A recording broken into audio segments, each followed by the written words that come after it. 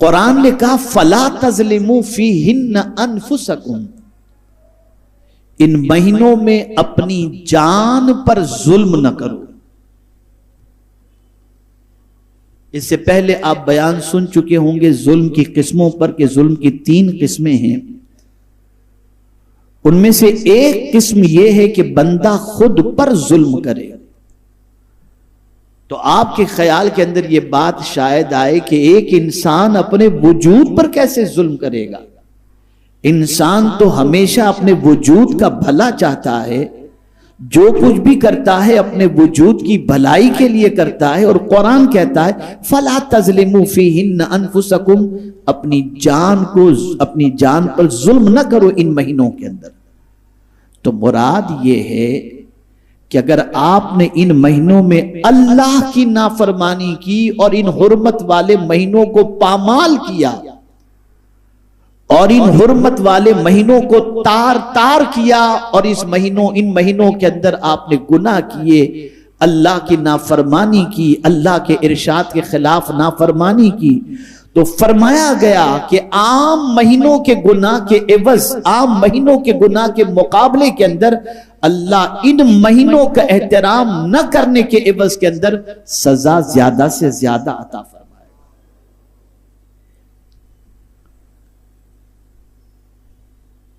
ظاہر سی بات ہے کہ ہاتھ سے ظلم کریں گے، گناہ کریں گے تو یہ ہاتھ پر ظلم ہوگا، اس لیے کہ اللہ عز و جل ہاتھ کو عذاب دے گا۔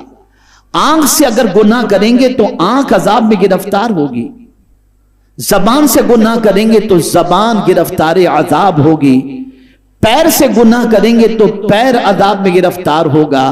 لیکن اگر کوئی بندہ ان حرمت والے مہینوں کے اندر اپنی جان پر ظلم نہ کرتے ہوئے اللہ کی اطاعت کے اندر اپنی زندگی کو گزارتا ہے، تو جب وہ مرتا ہے تو حدیث مبارکہ میں آقا کریم صلی اللہ علیہ وسلم نے فرمایا قبر میں اتارنے کے بعد جب عذاب کے فرشتے سر کی جانب سے آتے ہیں تو سر سے کی ہوئی نیکیاں عذاب کے فرشتے اور اس بندے کے درمیان آڑ بن جاتی ہیں، اور عذاب کے فرشتے سے سر کی نیکیاں کہتی ہیں چل ہٹ، اس کے قریب نہ آنا، اس نے سر معبود برحق کی بارگاہ میں جھکایا تھا، ہم اسے تجھ سے قریب ہونے نہیں دیں گے۔ ہاتھ کی نیکی، ہاتھ کی طرف سے عذاب کے فرشتے جب آنے والے ہوں گے تو ہاتھ کی نیکیاں کام آئیں گی، پیر کی جانب سے پیر کی نیکیاں، زبان کی طرف سے زبان کی نیکیاں، یہ ساری نیکیاں جب کوئی بندہ اس زمین پر کرے گا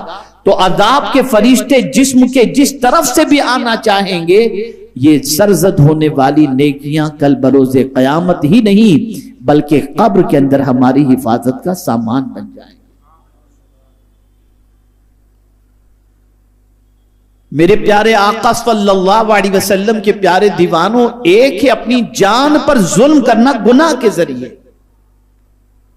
تو آپ اور ہم دیکھیں اور اپنے وجود کا احتساب کریں، گزرا ہوا گزشتہ سال ہم نے کن کاموں کے اندر گزارا، ذرا اس کے بارے میں غور کریں۔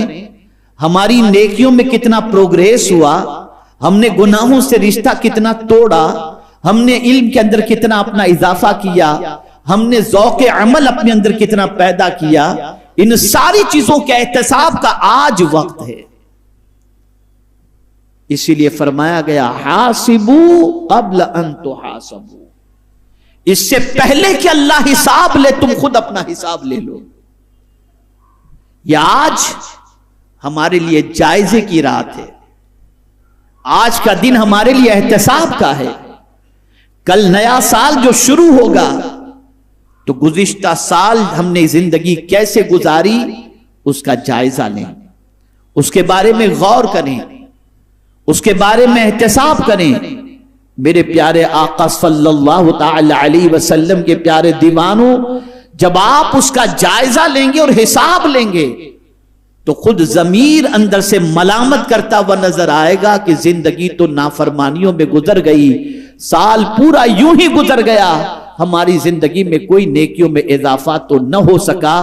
اور یہ بات یاد رکھیں، وہ لوگ جن کی زندگی کے اندر وقت کی اہمیت اور عمر کی اہمیت نہیں ہے، اور وہ اپنی عمر کو یوں ہی گنوا دیتے ہیں۔ قرآن اس کے بارے میں کہتا ہے اولم نعمرکم ما یتذکر فیہ، کیا ہم نے تمہیں عمر اور زندگی نہیں دی تھی جس میں تم نصیحت حاصل کرتے؟ اور ایک خاص بات میں آپ کو سمجھا دوں، اور میں سمجھتا ہوں کہ اسے سمجھ لینے کے بعد اس دنیا کے عیش و عشرت سے اور اس دنیا کے لہو و لعب سے طبیعت میں کسی حد تک اچاٹ پیدا ہو جائے گی۔ ہم یہ سمجھتے ہیں یہ دنیا عیش و نشاط کے لیے ہے، نہیں، ہم دنیا کی زمین پر امتحان کے لیے ہیں۔ ہم اگر یہ سوچیں کہ ہم اس دنیا میں کیوں ہیں تو یہ سمجھ لو کہ ایگزام ہال کے اندر ہیں۔ یہ دنیا ہمارے لیے امتحان گاہ ہے۔ یہ کان جس سے ہم سنتے ہیں یہ بھی اللہ نے امتحان کے لیے دیے۔ یہ آنکھ جس سے ہم دیکھتے ہیں یہ بھی اللہ نے امتحان کے لیے دیے۔ یہ دل جس کے اندر محبت کسی کی پیدا ہوتی ہے یہ دل بھی اللہ نے امتحان کے لیے دیا ہے۔ ارے حد تو یہ ہے کہ زمین کے اوپر جتنے پہاڑ، درخت اور یہ ساری خوبصورت چیزیں جتنی موجود ہیں یہ سب بھی اللہ نے امتحان کے لیے دیا ہے۔ اور تھوڑا سا آگے بڑھ کر کے عرض کروں تو آپ یہ سمجھ لیں موت بھی اللہ نے امتحان کے لیے دی ہے اور زندگی بھی اللہ نے امتحان کے لیے دی ہے۔ میں 3 آیتوں کے ذریعے سمجھا دوں۔ اِنَّا جَعَلْنَا مَا عَلَى الْأَرْضِ زِينَةً لَهَا لِنَبْلُوَهُمْ أَيُّهُمْ أَحْسَنُ عَمَلًا، زمین پر جو ہم نے زینت رکھی، خوبصورتی رکھی، یہ اس لیے ہے کہ ان کو آزماؤں کہ کون ہے جو سب سے اچھا عمل کرتا ہے۔ میں حیران کہ یا اللہ، یہ زمین پر جو زینت ہے یہ پہاڑ ہے، ہل اسٹیشن ہے، باغ و باغات ہیں، نہریں ہیں، یہ ساری چیزیں تو زمین پر ہیں۔ آج آپ دیکھیں تو آپ کو پتا چلے گا تالاب کے اندر، جھرنوں میں، ڈیم پر لطف اندوز ہونے کے لیے جانے والے کئی لوگ موت کی وادیوں سے گزر چکے اور موت کے آہنی پنجوں نے انہیں گرفتار کر لیا۔ آدمی جب لطف اندوز ہونا چاہتا ہے تو ہل اسٹیشن پر جاتا ہے، باغات کی طرف جاتا ہے، اور جا کر کے ایک بڑی عجیب بات میں آپ کو بتاؤں کہ جب آدمی پکنک پر جاتا ہے تو نمازیں چھوڑ دیتا ہے، آدمی اس کے نظارے میں گم ہو جاتا ہے۔ قرآن کہتا ہے زمین پر جتنی بھی چیزیں ہیں اور جس کو ہم نے سنوارا ہے، خوبصورت بنایا ہے، جس کو دیکھ کر تم اس میں ڈوب جاتے ہو، اے میرے بندو یہ ہم نے تمہارے لیے آزمائش کے لیے بنایا ہے کہ اس میں گم ہو کر مجھے تو نہیں بھول جاتے۔ چیزوں میں مب ہو کر چیز بنانے والے کو تو نہیں بھول جاتے۔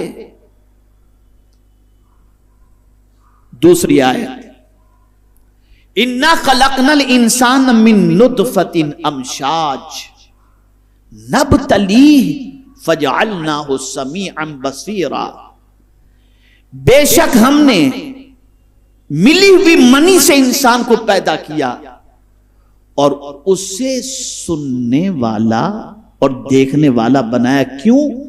تاکہ ان کا امتحان لوں کہ سنتا کیا ہے اور دیکھتا کیا ہے۔ نہ ہر چیز سننے کے لیے اللہ نے کان دیے، نہ ہر چیز دیکھنے کے لیے اللہ نے آنکھیں دی، بلکہ یہ تو امتحان لے رہا ہے میرا مولا، ذرا دیکھوں تو صحیح میرا بندہ کیا دیکھ رہا ہے اور کیا کر رہا ہے۔ جائزہ لو اپنے گزشتہ مہینے کا، گزشتہ سال کا، کیا کچھ ہم نے دیکھا، کیا کچھ ہم نے سنا۔ اس امتحان ہال کے اندر رہتے ہوئے یہ جو قرآن نے کہا نا فَلَا تَظْلِمُوا فِيهِنَّ أَنفُسَكُمْ، اپنی جانوں پر ظلم نہ کرو، ہم نے نہ سننے والی بات سن کر اور نہ دیکھنے والی چیزوں کو دیکھ کر ہم نے اپنی جان پر ظلم کیا ہے۔